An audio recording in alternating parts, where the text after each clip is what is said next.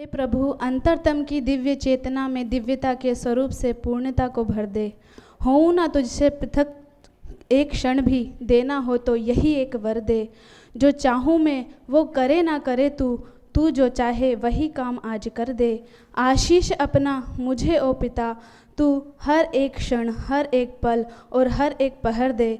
करूँ गान तेरा सदा ओ पिता में, वाणी में ऐसे मधुर स्वर तू भर दे। करूँ कर्म तेरा मैं हर पल प्रतिपल ओ भगवान, आज हाथों में शक्ति प्रबल ऐसी भर दे, प्रबल ऐसी भर दे। बहन मीनाक्षी जी के इन्हीं भावों के साथ मैं आमंत्रित करना चाहूँगी हमारी बहुत ही तर्कशील बहन, जो बिना तर्क के निर्णय तक नहीं पहुँचती और एक बार निर्णय तक पहुँच जाती है तो अपने सिद्धांतों से कभी नहीं हटती। और ये हमारी बहुत ही विदुषी बहन है। मैं इन्हें आमंत्रित करना चाहूँगी और हम सबकी बहुत प्यारी बहन भी हैं। मैं इन्हें आमंत्रित करना चाहूँगी बहन विष्णुप्रिया जी आए और अपनी अभिव्यक्ति दें। विष्णुप्रिया बहन। प्रभु कृपा से हमें यहाँ पे जो गुरु प्राप्त है उनके चरणों में तो मेरा सकल प्रणाम है। उनके चरणों में मैं जितनी भी कृतज्ञता अर्पण करूँ, जितनी भी प्रणाम अर्पण करूँ, वो तो कम ही पड़ेगा। उसके लिए तो मेरे पास शब्द नहीं, फिर भी मेरे गुरुओं के चरणों में कोटि कोटि प्रणाम। और आचार्य जी की सूक्ष्म उपस्थिति, आचार्य जी की सूक्ष्म उपस्थिति, सबको कोटि कोटि नमन। सारे भाई बहनों को सादर अभिवादन और आस्था के जितने भी दर्शक हैं उनको भी सादर अभिवादन। मैं तो क्या कहूँ, मैं बहुत ही एक घरोई लड़की हुआ करती थी। तो घरोई माने घर से कभी निकलना, माने मेरे माता अच्छा। मैं उसी तरह से। यहाँ पे बहुत बहनें हैं जो बहुत ही ज़्यादा दुनिया से मिले हैं, लेकिन मैं ऐसी लड़की हूँ जो दुनिया से बहुत ज़्यादा नहीं मिलती थी। हाँ, टीवी के माध्यम से मिलती थी, लेकिन घर से बाहर ज़्यादा नहीं जाती थी। ज़्यादा जाना, दोस्तों के साथ उसको घूमना घरेलू फिरना। बोलते हैं हिंदी में। घरेलू आत्म केंद्रित थी ज्यादा। मैंने घर में बहुत ज़्यादा रहना, और मेरे को कभी ऐसा नहीं लगा कि मेरे को घर में बांध के रखे। मेरे को रखते थे, मैं भी आराम से रहती थी। ठीक है, माता पिता के साथ रहो, बढ़िया से रहो, आराम से रहो। और सोचती थी तो बहुत बड़ा बड़ा टीवी देख के, लेकिन कभी बाहर जाती नहीं थी, घर में अलाउड भी नहीं था। तो मैं आज स्पेशली उन बहनों को बोलना चाहूँगी जो मेरी तरह कोई घर में है। तो मैं सोचती थी मेरे लिए तो ये नामुमकिन है, कभी घर से बाहर पाँव रख के जाना नामुमकिन है। कभी ज़िंदगी को बहुत बड़ा करने की सोची थी, लेकिन ऐसा नहीं सोचा था कि एकदम से कभी मैंने जंप करके आऊँगी। तो मैंने सोचा था, मेरे को तो ये तो पक्की बात पता थी कि ये जीवन में जो है ना, ये अपने लिए ज़्यादा चीज़ें करना, वस्त्र करना, घर बड़ा बनाना, गाड़ी करना, नौकरी करना। और नौकरी में होता क्या है, मैंने ये सब कुछ सोच रखा था। नौकरी में होता क्या है, नौकरी करो, पैसे कमाओ, रात को और शॉपिंग करो, रात को 9 बजे शॉप्स के लाइट्स ऑफ, और जिंदगी से भी खुशी की माने विदाई हो जाती है। तो इस जीवन से तो खुशी मिलती नहीं है। मैं हमेशा सोचती थी कि खुशी आखिर मिलेगी कहाँ पे, मेरे को वहीं पे ठहरना है, मेरे को वहीं पे ठहरना है। ये तो मेरे को आध्यात्मिक जीवन की तरफ बहुत ही ज़्यादा मोड़ देता था कि जहाँ पे मेरे को निरंतर खुशी मिलेगी, मैं जाऊँगी तो आखिर वहीं पर। मेरे को ज़िंदगी का मकसद इतना छोटा नहीं बनाना है जहाँ पे मेरे को थोड़ा थोड़ा खुशी मिलती रहे ना। मैं बहुत लालची हूँ, मेरे को बहुत ही ज़्यादा खुशी चाहिए, ज़िंदगी भर मेरे को खुशी चाहिए। और एक बात थी कि मैं हमेशा देखती थी कि मेरे को तो घर पे मैं एक मिडिल क्लास फैमिली की लड़की हूँ, तो मेरे को तो घर पे खाना पीना माता पिता देते थे। हम लोग पढ़ाई में बहुत खर्चा होता था मेरे माता पिता की, और जैसे पढ़ाई और थोड़ा सा ठीक से रखने में, तो एक मिडिल क्लास फैमिली के होकर भी मेरे माता पिता को बहुत ही कष्ट झेलना पड़ता था इन सब कामों के लिए। तो मैं सोचती थी, मैं कुछ दिन जब अपने आड़ोस पड़ोस में गई जो इतने थोड़ा मिडिल क्लास फैमिली से थोड़ा सा नीचे हैं, तो मैं देखिए उनके बच्चे जो चाहते हैं उनको खाने को नहीं मिलता, उनके बच्चे जैसा पहनना चाहते हैं उनको नहीं मिलता। तो मेरे को अपने ऊपर धिक्कार आया, मैं क्यों पहनूं, मैं क्यों खाऊं, जो मैं खाती हूँ मेरे आस पड़ोस किसी को भी नहीं मिलता। ऐसा तो खा के भी क्या फ़ायदा मेरे को, ऐसा तो पहन के भी क्या फ़ायदा। तो मेरे को बहुत ही ज़्यादा आक्रोश उठती थी कि मैं क्यों नहीं कर पाऊँगी इन लोगों के लिए कुछ भी।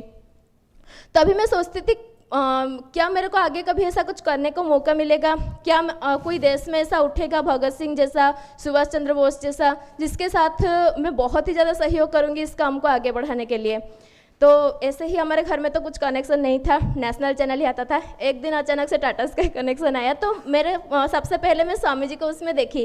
तो मैंने देखा, मैं तो पहले से जानती थी स्वामी जी योगासन वगैरह कराते थे, और स्वामी जी उसमें आह्वान करते थे देश के बारे में, जनताओं को उत्साहित करते थे देश की परिस्थिति बदलने में। सच कहती हूँ, मेरे को पहले थोड़ा सा हंसी आया कि क्या कर रहे हैं, ऐसा थोड़ी ही होता है, ऐसा बोल रहे हैं, शायद अगले दिन नहीं बोलेंगे, थोड़ा जोश में आके बोल रहे होंगे। फिर मैं अगले दिन फिर से टीवी खोली, फिर से स्वामी जी ऐसे ही लगे हैं, ऐसे ही लगे हैं, ऐसे ही लगे हैं, निरंतर लगे हैं, निरंतर लगे हैं। चाहे हमें सर्दी लग रही है, हम मैंने उस टाइम टीवी ऑन करना भूल गए, लेकिन स्वामी जी तो कहना तो नहीं भूले होंगे। स्वामी जी तो अपना काम करते ही जा रहे, करते ही जा रहे। मेरे मन में आया ना, ये तो बहुत ही बढ़िया इंसान है। मैं उस टाइम तक इतना ज़्यादा नहीं मिल पाई थी, जानती थी स्वामी जी को। तो फिर मैंने सोचा मेरे से जो सहयोग होगा मैं करूँगी, अपना पॉकेट मनी बचाना, अपने को जहाँ से भी पैसा मिला बचाना, और मेरे को जितना प्रचार प्रसार स्वामी जी का जो भी होता था वो सब करना, पोस्टर लगाना, जितना काम आया स्वामी जी का मैंने किया, जितना काम आया किया। फिर मैंने सोचा ठीक है, लेकिन जब 4 जून 2011 में मैंने स्वामी जी का वो रूप देखा, मैंने बोला ये इंसान है क्या, इनको अपने लिए चाहिए नहीं, कुछ भी नहीं चाहिए, कुछ भी नहीं चाहिए, ये क्यों कर रहे हैं देश दुनिया के लिए इतना सब कुछ, क्यों कर रहे हैं। एक प्रश्न मेरे को चैन से बैठने नहीं दिया। मैंने बोला मेरे ऊपर धिक्कार है, अगर इस इंसान के हाथ में मैं हाथ मिला के अगर इनके साथ नहीं बढ़ी तो ये जीवन तो मेरा है ही बेकार। तो मैंने उसी दिन ही ठान लिया था, मैं जाऊंगी तो स्वामी जी के पास ही जाऊंगी। और ये तो मेरे लिए ऐसे बन गया, स्वामी जी जैसे मेरे लिए सांस लेना होता है वैसे स्वामी जी का काम भी मेरे लिए बन गया। मैंने बोला मैं हूँ तो जैसा भी हूँ, अपने को बनाऊंगी, कुछ भी करूँगी, मैं जाऊँगी तो स्वामी जी के पास। और वही वाली मेरी बात, मैंने पहले यहाँ के बारे में पता, स्वामी जी तो अपने मुँह से बोलते थे, मैंने पता किया, मेरे को पता चला यहाँ पे सेवाव्रती प्रकल्प है, यहाँ पे गुरुकुल का प्रकल्प है, अलग अलग क्षेत्र है। तो मैंने पहले सोचा मैं जाऊँ किधर, फिर मेरे को लगा पहले तो अंदर का निर्माण तो बहुत ज़रूरी है, बिना अंदर के निर्माण में अगर जाऊँगी तो थोड़ी देर में मेरी उत्साह चली जाएगी, तो काम मेरा घसीटने जैसा लगेगा, अंदर से उत्साह नहीं आएगा काम करने के लिए। तो मैंने सोचा ठीक है, उत्साह लाने के लिए क्या किया जाए, मैंने थोड़ा सा सोचा। फिर मैंने हमेशा सुबह सुबह गुरुजी का प्रोग्राम देखती थी संस्कार में, और गुरुजी का मैं बहुत बड़ा फ़ैन थी।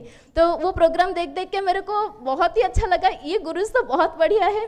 तो बाद में मेरे को पता चला कि गुरुजी जो है ना वो गुरुकुल में रहते हैं और गुरुकुल के बच्चों को पढ़ाते हैं। मैंने बोला बस हो गया काम, मैं जाऊँगी तो गुरुकुल में ही जाऊँगी। तो भी भाई बहन आएंगे, मैं तो उनके लिए कहती हूँ, जो सेवाव्रती भाई बहन हैं वो अपने क्षेत्र में बहुत अच्छा कर रहे हैं, बहुत बहुत बढ़िया। लेकिन मैं कहूँगी जो भी भाई बहन आएंगे ना, पहले यहाँ पे गुरुकुल में जरूर आइए ना, गुरुकुल तो बेस्ट है। यहाँ पे मैं बोलती हूँ गुरुकुल में यहाँ पे क्या क्या फ़ायदे हैं। एक तो गुरुकुल में स्वामी जी की तो बहुत ही ज़्यादा, मैंने सबके ऊपर पड़ता है, लेकिन गुरुकुल वालों के ऊपर तो स्वामी जी का बहुत ही ज़्यादा आशीर्वाद रहता है। और स्वामी जी का तो क्या कहना, स्वामी जी तो अपने जीवन में उन्होंने जैसे सरलता रखा है, जैसे कृतज्ञता, अत्यंत विश्वास का भावना, वो तो ऐसे का ऐसा कॉपी होता जाएगा अपने अंदर। स्वामी जी वो करवा के रहेंगे, स्वामी जी किसी बच्चे को छोड़ते नहीं, हाथ पकड़ के एक एक बच्चे को उठा के लेते हैं और वो लेते ही जाएंगे। और बाकी रही गुरु जी की बात, गुरु जी तो कभी आपको गिरते हुए देख के रह ही नहीं सकते, वो आपको हर कदम पे उठाएंगे, हर कदम पे, जीवन का हर कदम पे। खाली इतना ही नहीं, हमारे गुरुकुल में, कन्या गुरुकुल में जैसे हमारी आचार्य हैं सविता जी, वो एक एक सूक्ष्मता से अपने अंदर से छोटी छोटी गलतियों को निकाल के अपने अंदर दिव्यता भरने में रोज पुरुषार्थ करती है, इतनी उत्साह में रहती है और हमें उतनी उत्साह में भरती है जिसका कोई सीमा नहीं है। बाकी मैं इसलिए कहती हूँ गुरुकुल यहाँ पे बहुत अच्छा है, और जो भी आए यहाँ पे गुरुकुल में वो वास्तव में जीवन का लक्ष्य क्या है, उद्देश्य क्या है, जीवन उसको धन्य लगेगा, उसको जीवन में पुरुषार्थ करके कुछ मिल गया, हर दिन उसको बढ़िया से बढ़िया महसूस होगा। ऐसा नहीं कहती हूँ कि पहला दिन आते ही यहाँ पे चमकदार सब कुछ लगेगा, पहला दिन थोड़ा सा ब्लैक एंड व्हाइट लगेगा, फिर एक दिन थोड़ा कलरफुल लगेगा, एक दिन थोड़ा ब्लैक एंड व्हाइट लगेगा, थोड़ा चलेगा, लेकिन कुछ दिन कंटिन्यू होने के बाद ये माहौल इतना बढ़िया लगेगा, ये तो कोई आए तो जाने। और मैं कहती हूँ खाली यहाँ पे जितने गुरु हैं उतने नहीं, स्वामी जी इतने सरल स्वभाव के हैं, इतने सरल स्वभाव के हैं और इतने ऐसा नहीं कि मैंने स्वामी जी बहुत बड़े मनोविज्ञानी है, मन में क्या चलता है वो देख के ही जान लेते हैं, इसलिए उनके सामने कुछ कहने की जरूरत नहीं पड़ती है। तो स्वामी जी इतने सरल स्वभाव के हैं और उन्होंने खाली अपना नहीं, जितने भी देश भर के गुरु, जितने भी देश भर के राजनीतिक क्षेत्र हो, जो भी हो, स्वामी जी बस बोलते हैं आपको बनना क्या है बोलो, आपको बनने में जितनी जरूरत पड़ेगी ना सारा साधन मैं यहाँ पे इकट्ठा करने के लिए मैंने तैयार हूँ। वो खाली स्वामी जी तो हमें ऑप्शन देते हैं, आप राजनीतिक क्षेत्र में जाओगे, आप आगे जाके ये जो अध्यात्म के क्षेत्र में जाओगे, आप आगे कोई भी क्षेत्र के लिए जाओ, पतंजलि एक प्लेटफॉर्म है जो आपको कहीं पर भी दुनिया का पहुंचा सकता है। और स्वामी जी हमें हर कोई चीज़ उसके लिए देते हैं, देश भर से चुन चुन के अच्छे लोगों को हमारे सामने ला के खड़ा करते हैं। ऐसा नहीं कि हमारे को हर चीज़ का कोर्स करना पड़ता है ना, उन लोगों ने अपनी ज़िंदगी में पूरा कोर्स कर रखा है और हमें निचोड़ के सोमरस दे देते हैं। और तो स्वामी जी के बारे में मैं तो इसलिए स्वामी जी के बारे में कहती हूँ क्योंकि हम उनके साथ रहते हैं तो हम स्वामी जी को ज़्यादा अच्छे से जानते हैं।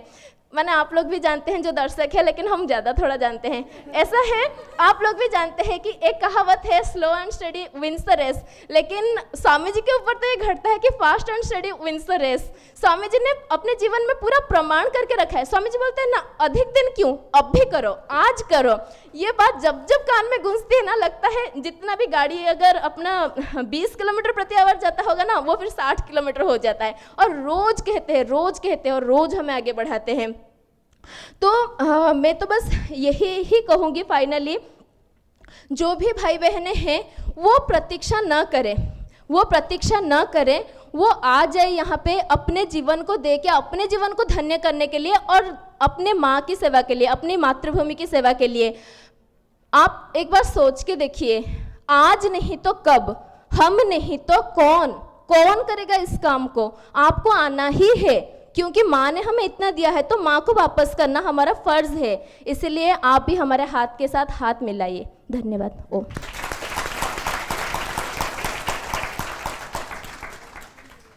तो ये विष्णु प्रिया, विष्णु की भी प्रिया है, भगवान की भी प्रिया है, गुरु जी की, स्वामी रामदेव की, आचार्य बालकृष्ण जी की, सारी बेटियों की, सारी बहनों की। जो भगवान के प्रिय होते हैं वो सभी के प्रिय होते हैं।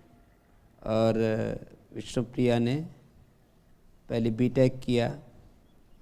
हमारी यहाँ बहनें कुछ स्नातक परास्नातक होके कुछ 10वीं और 12वीं करके आई हैं। और ऐसे ही युवाओं को, युवतियों को हम यहाँ बुलाते हैं कि 10वीं 12वीं करके आ जाते तो उस समय जीवन की एक समझ विकसित हो जाती है।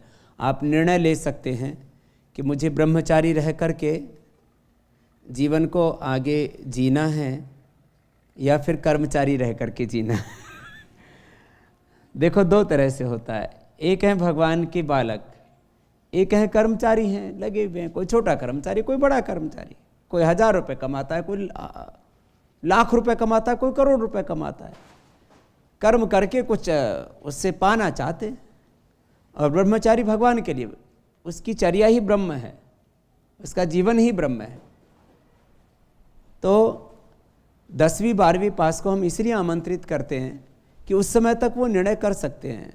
अब हमने तो निर्णय 5वीं क्लास में ही कर लिया था। 6ठी 7वीं क्लास में तो हमारे पर लग गए थे और 8वीं क्लास में तो उड़ रहे थे और 9वीं में उड़ चुके थे। तो माने जिसको जब विवेक और वैराग्य हो जाए, जीवन का सत्य जब निर्भ्रांत रूप में दिखने लगे, तभी वो इस मार्ग पर आ सकता है। लेकिन 10वीं, क्योंकि हमारे समय में थोड़े बच्चे 10वीं 12वीं करने में थोड़े वक्त लग जाता, उस समय तो 7वीं 8वीं में भी बड़े हो जाते थे। अभी तो 10वीं 12वीं तो छोटे छोटे बच्चे कर लेते हैं। और जिनको जीवन की समझ आ चुकी है, वो BA, MA, BTech, MTech, engineering, तमाम तरह के सब्जेक्ट्स पढ़ के भी आए हुए हैं। तो हमारे विष्णु प्रिया जी और बहन रूपाली जी, दो ऐसी हमारी बेटियां हैं जो दोनों ही BTech करके आई हुई हैं। और इनके साथ ऐसे दूसरी भी हैं जो 10वीं 12वीं करके आई हैं और सब महाभाष्य इस समय पढ़ रही हैं। और एक नई श्रृंखला तैयार हो रही है। मुझे तो ऐसा लगता है 2 रिकॉर्ड अभी टूटने वाले हैं। एक तो ये कि मैंने एक दिन बोला था कि श्रेय मार्ग पर चलने वालों का टोटा हो रहा है, माने ये लुप्त तो होती प्रजाति, इस तरफ बहुत कम लोग आ रहे हैं। और इसमें भी क्योंकि मैं तो गुरुकुलीय परंपरा से पढ़ा हूं, और पूरे देश भर में जो गुरुकुलीय परंपरा, जो वैदिक परंपरा से कार्य चल रहे हैं, सेवाएं चल रही हैं, उन सबको मैंने करीब से देखा है। मुझे कहते हुए बहुत फक्र होता है कि जहाँ योग के क्षेत्र में, आयुर्वेद के क्षेत्र में, स्वदेशी के क्षेत्र में और वैदिक संस्कृति के जो भिन्न भिन्न आयाम हैं, उन सब के क्षेत्र में पतंजलि योगपीठ प्रथम कोटि का कार्य कर रहा है, वहीं ब्रह्मचारी और ब्रह्मचारिणियों को तैयार करने के लिए भी पूरे देश में सबसे प्रथम कोटि का कार्य कर रहा है, सबसे उच्च स्तर पर कार्य। हम जिन गुरुकुलों में पढ़ा करते थे वहाँ 25 से 50 विद्यार्थी अधिकतम रहा करते थे, 25 से 50, और अब तो वो भी नहीं रहा। और यहाँ अब तो इस साल करीब 1000 होने की संभावना है। अभी 400 के करीब तो भाई बहन लगे ही हुए हैं इस अनुष्ठान में। एक बात ये कही जाती थी, मैं बहुत अरसे से सुनता हूं कि ऋषि तो बहुत हुए, और आपने देखेंगे भारत को ऋषि मुनियों का देश, यही शब्द सुनते रहते थे। पहली बार जब मैंने ये कहना शुरू किया भारत में ऋषि ऋषिकाएं, तो मुझसे लोग पूछते बाबा ये ऋषिकाएं क्या होती हैं? मैंने कहा जैसे ऋषि होते हैं ऐसे ऋषिकाएं होती हैं। तो ऋषि ऋषिकाएं, वीर वीरांगनाएं, इन दो शब्दों का मैंने जैसे ही प्रयोग करना शुरू किया तो देश की बेटियों में, मातृशक्ति में भी गौरव पैदा हुआ, और वो भी बराबर की भागीदार हो रही है इस अनुष्ठान में। नहीं तो भारत ऋषि मुनियों का देश है, अब ऋषि ऋषिकाओं का देश, हमें ऋषि ऋषिकाओं जैसा बनना हो। ये शब्दों का प्रयोग बड़े मंच से, ऐसे कभी कभी कोई विदुषी बहनें करती होंगी, लेकिन कोई सन्यासी पुरुष शरीर में, और वो ऋषि ऋषिका, वीर वीरांगना दोनों शब्दों का प्रयोग करता हो, तो उससे मातृशक्ति को गौरव मिलना एक सहज था, और उस गौरव को बहुत अच्छे से आगे बढ़ाया है। और मुझे लगता है आने वाले भविष्य में, जैसे पहले तो ज़्यादातर शास्त्र जो है ऋषियों के लिखे हुए ऐसा हम देखते हैं, लेकिन आगे हमारी बेटियां नए शास्त्र और नई संहिताओं की भी रचना करेंगे और ऋषि और ऋषिकाओं को बराबर का गौरव दिलाएंगे। तो इसी क्रम में और दूसरी बहनें भी आकर के अपने विचार रखेंगी। प्रिया अर्चना हमारी ऐसी बेटी है, ये संस्कृत भी बहुत अच्छा पढ़ती है, ये कविताएं भी बहुत अच्छा लिखती है, वक्तृत्व भी बहुत अच्छा है पहले तो, और इसके सपने भी बहुत बड़े बड़े हैं। बहुत ही ऊर्जावान बहन के भावों को आपने सुना तो शायद मुझे लग गया होगा कि जग की माया की कश्मकश में अब आप अपने आप को नहीं भरमाओगे और जल्दी से बैग पैक करके यहाँ पर चले आओगे। बहन विष्णुप्रिया जी ने कहा कि आज नहीं तो कब, हम नहीं तो कौन। शायद विष्णुप्रिया जी जब संसार को समझ रही थी तो उनकी समझ में ये समझ आया कि ये जग संसार नहीं, ये मझधार है। और जब उनकी समझ में ये आया कि ये जग मझधार है तो उन्होंने अपने आप को डूबने से बचाया और अपने आप को डूबने से बचाया और अपने आप को जानने के लिए, अपने आप को समझने के लिए उन्होंने गुरुकुल को आधार बनाया। मन की किताब को पढ़ ले तू, जीवन को नूतन गढ़ ले तू, उलझा क्यों क्षणिक बहारों में, सुख दुख की क्षणिक फुहारों में। मुझे लगता है इतना सुनने के बाद आप लोगों के लिए घर रहना बड़ा मुश्किल होगा, बड़ा कठिन होगा, लेकिन थोड़ा सा धैर्य। अब इसी क्रम में मैं आगे आमंत्रित करना चाहूँगी बहन माधवी जी को, जो कि बहुत छोटी हैं और एज में भी छोटी हैं, लेकिन दिमाग तो मत पूछो क्या गजब का है और बहुत ज़्यादा इंटेलिजेंट हैं और इनकी जितनी प्रशंसा करूं उतनी कम है। तो वे आए और अपनी अभिव्यक्ति दें। बहन माधवी जी, एक बार ज़ोरदार तालियां इनके लिए। परम पूज्य स्वामी जी को मेरा सादर प्रणाम तथा उपस्थित एवं अनुपस्थित सभी महानुभावों एवं भाई बहनों को सादर प्रणाम। जैसा कि आज का विषय विदित ही है, लुप्त होती हुई श्रेय प्रजाति को बचाना तथा उसके लिए पवित्र आत्माओं को आह्वान करना। परंतु एक प्रश्न इसमें स्वाभाविक रूप से उत्पन्न होता है कि क्यों हम श्रेय पथ के पथिक बने, क्यों सांसारिक भोगों सुखों को छोड़ के ब्रह्मचर्य, सदाचार, संयम तथा तपस्या से अपने जीवन को जिएं। इससे हमें क्या लाभ? तो इसका उत्तर है कि हम अपनी पराधीनताओं और अपूर्णताओं को दूर करके उच्च चेतना युक्त, प्रज्ञावान तथा पूर्ण जागृत भाई बहनों को तैयार कर सके। इसलिए श्रेय पथिकों की आवश्यकता है जो समाज, राष्ट्र और देश को ऊंचा उठाए तथा विश्व का नेतृत्व कर सके। क्योंकि प्रेय पथ पे चलने वाले पथिक कभी भी आत्मोन्नति नहीं कर सकता। भौतिकता में जीता हुआ, भोगों को भोगता हुआ कभी भी वह आत्म साक्षात्कार नहीं कर सकता। और जो आत्मोन्नति नहीं कर सकता वो राष्ट्र और विश्व की उन्नति के विषय में तो शायद नहीं ही सोच सकता। संसार में रहते हुए सब लोग कामना पूर्ति में जुटे रहते हैं, एक के बाद दूसरी चलती ही रहती है, पर वो कामनाएं कभी पूरी नहीं होती। एक के बाद दूसरी, दूसरी के बाद तीसरी, और पूरे जीवन ऐसा ही क्रम चलता रहता है। हम ये सोचते हैं कामनाएं पूरी होंगी, एक के बाद दूसरी आ ही जाती है। तो जैसा हम, ऐसे तो कोई विरला मनुष्य ही जी सकता है, जैसा वो जानता है सही सही जीवन को जी सकता है। सामान्य मनुष्य तो बहुत मुश्किल है कि वो जैसा जानता है वैसा ही जी ले तो भी ठीक है। जैसे उदाहरण के लिए, जैसे हम जानते हैं कि दुराचार, व्यभिचार या नशा, हिंसा आदि नहीं करना चाहिए, पर क्या ठीक से जी पाते हैं? 100% उन चीज़ों को छोड़ नहीं पाते हम। और इन सब सांसारिकता के बीच में यदि कोई भगवत प्राप्ति की बात करे तो वो तो बहुत ही, मतलब सामने वाला व्यक्ति ऐसा बोलता है कि ये तो बहुत कठिन है, कोई संत जन ही इसको कर सकता है, कोई साधु ही इसको कर सकता है। उस समय हम अपने आप को कमज़ोर, सामर्थ्यहीन समझ लेते हैं। ये सबसे बड़ी दुर्बलता है। अपने आप को कभी भी सामर्थ्यहीन नहीं समझना चाहिए। वो हमारे अंदर जो प्रतिभाएं होती हैं उस चीज़ को भी दबा दिया जाता है इन कमजोरियों के कारण। हमेशा प्रतिपल अपने मन में अहम ब्रह्मास्मि कृतम में दक्षिणे हस्त जयो में सव्य आहिता की भावना रखनी चाहिए। एक बार हम उस परमपिता की ओर एक कदम यदि बढ़ाएं तो वो हमें अपने प्रेम, करुणा और वात्सल्य से ऊपर की ओर उठाता है। और भगवान सदा ही आश्वासन देता है। भगवान स्वयं ही कहता है, यम कामये तम तम उग्रम कृणोमि तम ब्रह्मांडम तम ऋषिम तम सुमेधाम। सांसारिक सुख तो क्षणिक है, पूर्णानंदी की प्राप्ति तो उस परमपिता परमेश्वर की प्राप्ति के बिना हो ही नहीं सकती। और किसी ने कहा भी है, सदा दिवाली संत के आठों पहर आनंद।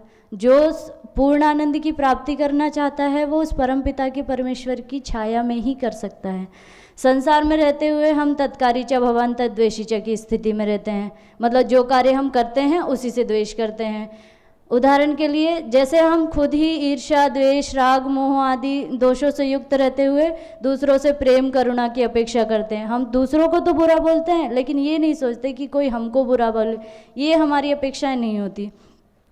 और दूसरों से केवल प्रेम की अपेक्षा, केवल प्रेम की अपेक्षा। तो उस प्रेम को प्राप्त करने के लिए तथा पूर्णानंद की प्राप्ति के लिए मैं सभी भाई बहनों तथा पवित्र आत्माओं को आह्वान करती हूँ कि आत्म जागरण के इस महायज्ञ में अपनी आहुति दें तथा ऋषियों के पथ पे चल के स्वयं को पूर्ण सुखी व शांत बनाएं। ऋषियों के पथ पे चल के इतनी खुशी और इतना आनंद जो सांसारिकता में कभी मिल ही नहीं सकता। ऋषिणाम चरितम सत्यम महाजनों ये न गता सपंथाः। तो यहाँ, और इसके लिए आत्मा पुस्तकों में नहीं मिलती कभी भी, हम में स्वयं में ही है। उसे हमें खोजना पड़ेगा और उस खोज के लिए ज्ञान की आवश्यकता है। हमें ये जानना होगा को हम कामे शक्ति।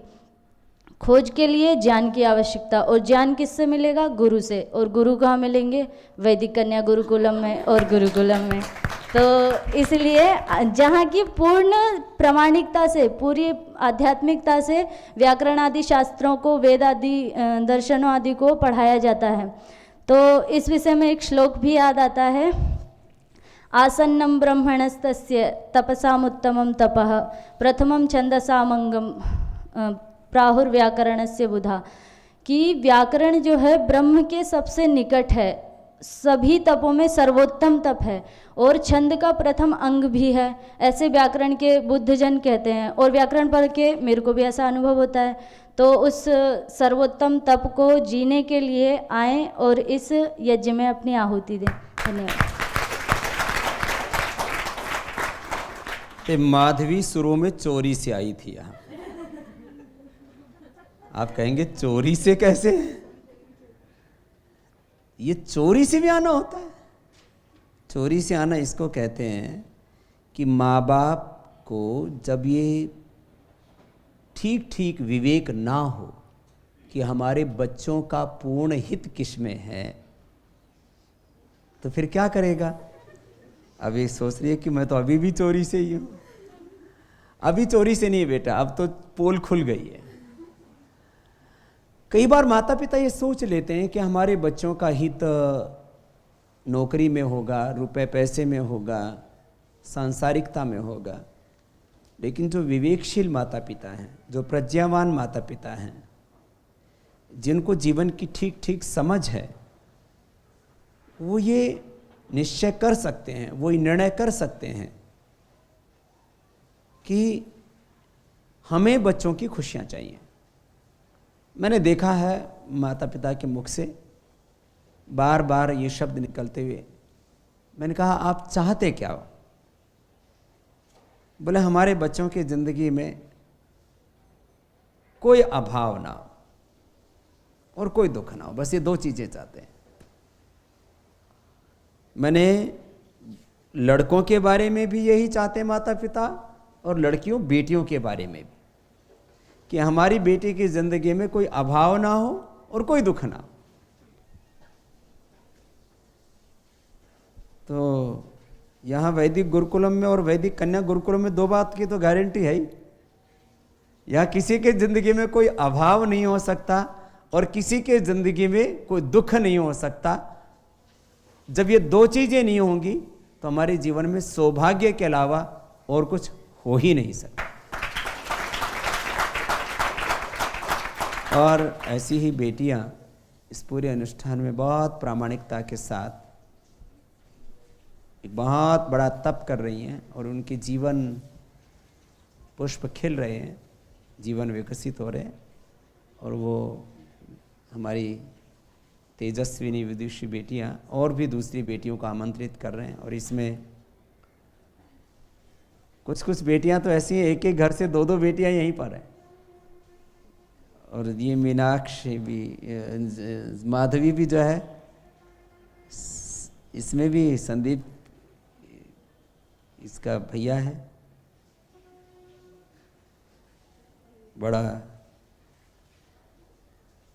कुछ भाई ऐसे हमारे, एक एक परिवार से 2-2, 3-3 भी।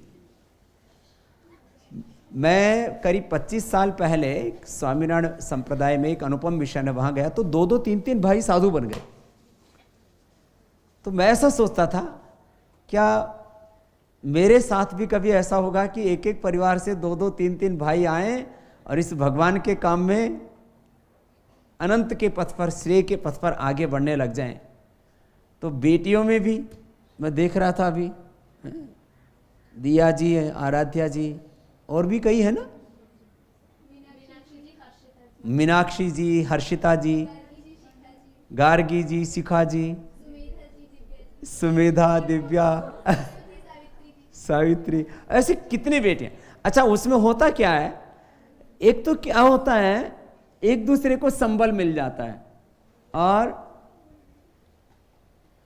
जो है उसमें एक निर्भयता भी आती है, अंदर से एक हौसला भी आता है।